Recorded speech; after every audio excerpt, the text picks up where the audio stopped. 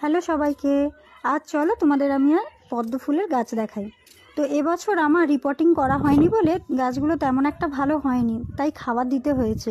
তো এক সপ্তাহ আগে একটা কুঁড়ি হয়েছিল, আরও 2-3 দিন আগে একটা কুঁড়ি হয়েছে। টোটাল এই গাছটাতে 2টো ফুল ফুটেছে। তো তোমরা দেখো, হঠাৎ করে বর্ষা পড়েছে, তাই বর্ষার জলে গাছগুলো পাতাগুলো এত সুন্দরভাবে হয়েছে যে দেখেও খুব ভাল লাগছে। আরও একটা কুঁড়ি আছে, তা চলো তোমাদেরকে দেখাতে থাকি।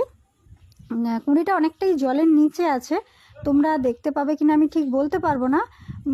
যদি দেখতে পাও তাহলে কমেন্ট করে জানিও। তো দেখো, জলের অনেকটা নিচে আছে, মোটামুটি আজ 2 দিন হলো আমি লক্ষ্য করেছি এটা। তো জলের ওপরে উঠে এলে তখন বোঝা যাবে, কারণ এর মাটিটা অনেক, জলটা এতটা পরিষ্কার আছে, তো তাই নিচের অংশটা দেখা যাচ্ছে। তাই দেখেও খুব ভালো লাগছে যে কুঁড়ি অবস্থাতে এটা দেখতে পেয়ে গেছি। তো দেখো, তোমরা দেখতে পাচ্ছ না কি বলো।